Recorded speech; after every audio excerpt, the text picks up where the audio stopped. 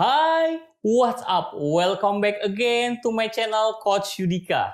Pastikan Anda subscribe, like, komen, tentunya aktifkan tombol lonceng untuk mendapatkan update-update terbaru dari saya. Channel ini diperuntukkan utamanya bagi salah-salah real estate untuk mendapatkan tips dan trik yang terupdate bagaimana strategi membangun otoritas dan personal branding, bagaimana percaya diri untuk menawarkan produk-produk yang premium, dan tentunya bagaimana caranya untuk melejitkan penjualan dan melipat gandakan penjualan. So, hari ini saya ingin bahas adalah bagaimana strategi yang efektif mengubah penolakan menjadi sebuah closingan. So, pastikan Anda simak video ini hingga tuntas.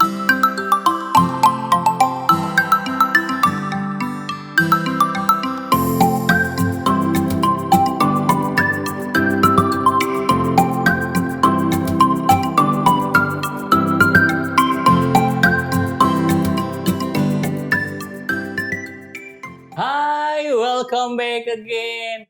Tadi kita udah bahas tentang bagaimana hari ini saya ingin sharing strategi yang efektif mengubah penolakan menjadi sebuah closingan. Namun sebelum saya membahas itu lebih lanjut, saya ingin menekankan buat teman-teman yang ada di sana, utamanya salah-salah real estate. Ingat, yang namanya penolakan atau tolak, ejaannya bukan G-A-G-A-L. Tolak ejaannya adalah T-O-L-A-K, bukan gagal. Yang namanya reject, R-I-G-I-C-T, ejaannya atau spellnya is not fail, F-A-I-L, but R-E-J-E-C-T.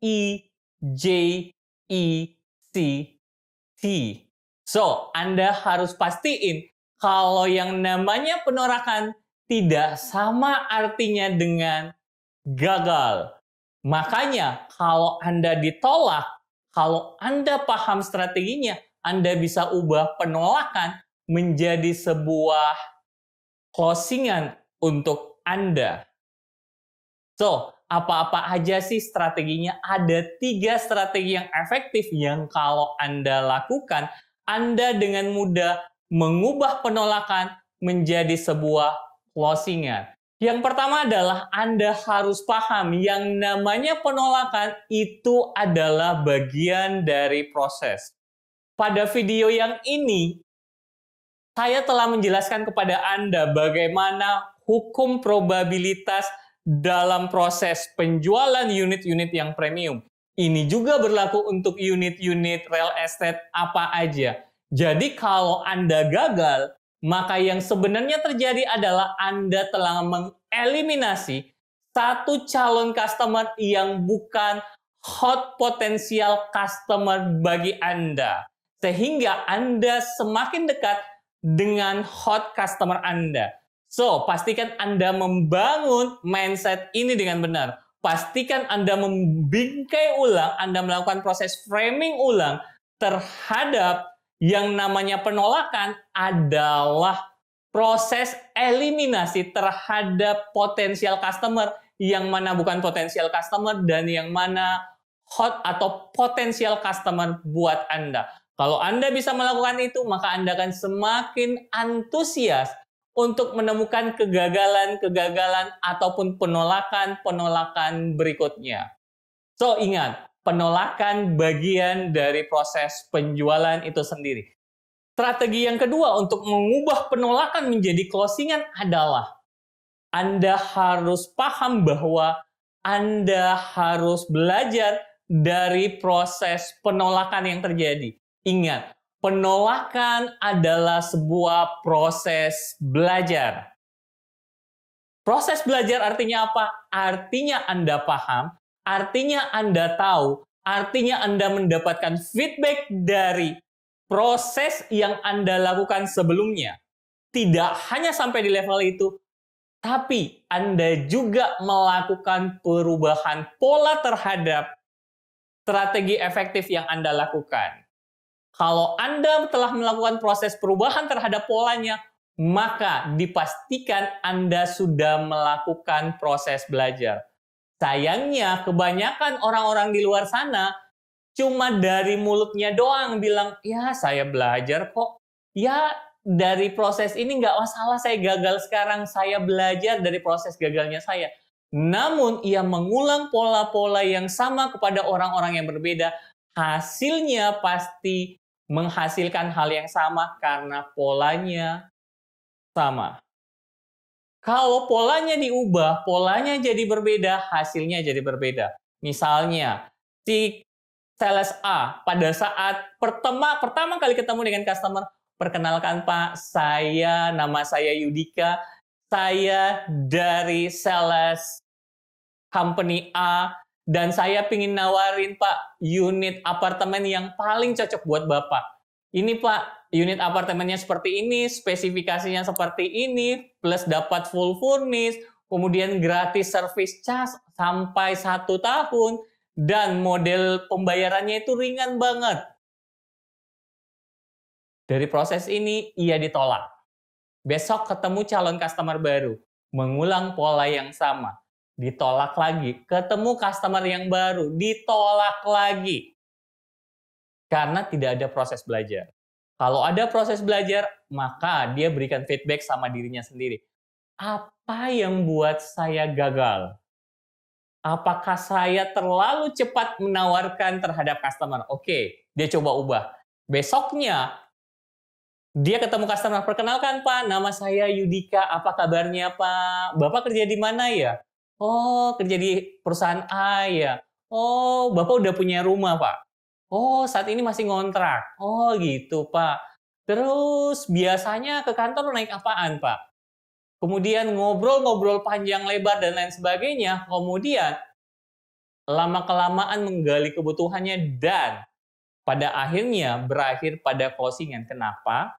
Karena ada pola yang diubah. Kalau polanya sama, hasilnya pasti sama. That's why strategi yang efektif kedua untuk mengubah penolakan jadi closingan adalah belajar dan ubah polanya. Itu yang kedua. Yang ketiga adalah kalau kita bicaranya tentang penolakan, mostly kebanyakan orang-orang yang di luar sana, sales-sales yang di luar sana, ketika dia ditolak oleh customer-nya, that's the end. Itu yang terakhir, udah selesai sampai di situ. Dia nggak mau nyari customer-nya lagi, nggak mau keep in touch terhadap customer-nya. Padahal customer ini bisa saja mereferensikan temannya. Bisa saja saat ini belum membutuhkan unit real estate yang dimaksud, tapi di masa depan membutuhkan hal itu. Sayangnya kalau kita gagal keep in touch dengan customer yang gagal, yang tidak berhasil kita closingkan, maka kita telah melepaskan satu potensial customer buat kita. So, apa yang harus kita lakukan? Keep in touch dengan calon customer. Saya punya teman saya dari Semarang sempat mengatakan seperti ini. Closing adalah penolakan, dan penolakan itu adalah closing. Artinya apa? Kadangkala kita sudah closing sekarang, tapi gagal memaintain dengan bagus, menghasilkan penolakan di masa yang akan datang. Contoh misalnya, kita udah berhasil closing 1 unit rumah. Ternyata begitu kita closing 1 unit rumah, kemudian beberapa bulan kemudian, customer ini ingin menghubungi kita tentang caranya seperti apa kalau dia mau mengurus sertifikat rumahnya. Dan kita dihubungin tapi kita tidak keep in touch dengan calon customer, dengan customer existing-nya kita. Alhasil customer ini mulai merasa nggak nyaman dengan kita sampai pada akhirnya tidak merekomendasikan kita kepada teman-temannya. Bahkan berkata negatif terhadap kita, yang disampaikan bukan langsung kepada kita, tapi kepada teman-temannya. Inilah yang disebut closing bisa jadi feature objection atau feature penolakan. Begitupun dengan penolakan yang sekarang. Penolakan yang sekarang ketika Anda maintain dengan bagus, maka hasilnya adalah feature closing. So, make sure bahwa penolakan itu bukan penolakan. Penolakan itu adalah feature closing. Anda gagal saat ini nggak masalah. Nggak apa-apa Anda gagal. Kenapa Anda gagal sekarang? Anda keep in touch dengan calon customer Anda sahabatan dengan calon customer yang nolak Anda ini, dan kemudian satu ketika nantinya entah keluarganya yang membutuhkan unit apartemen atau unit real estate yang Anda miliki, orang pertama yang akan direkomendasikan bukan sales-sales di luar sana, tapi tentunya Anda. Kenapa seperti itu? Karena Anda membangun relationship dengan bagus dengan calon customer yang menolak Anda. So, pastiin Anda keep in touch dengan calon customer Anda, maka Anda bisa mengubah yang namanya penolakan menjadi future closing. Kalau Anda menguasai ketiga strategi ini, Anda mulai dengan mengubah persepsi Anda mulai kemudian dengan memahami proses-prosesnya, Anda mulai dengan belajar dan memberikan feedback kepada diri Anda, bagaimana apa-apa aja yang harus Anda ubah, yang polanya yang efektif buat Anda untuk menghasilkan closingan dari penolakan-penolakan di masa lalu Anda. Dan yang ketiga, Anda keep in touch dengan calon customer, karena Anda percaya bahwa yang namanya penolakan adalah future closing, maka Anda bisa melakukan penjualan yang sangat-sangat mudah. Anda bisa mengubah penolakan menjadi penjualan dengan sangat-sangat mudah. So, saya Coach Yudika, happy selling and always helping.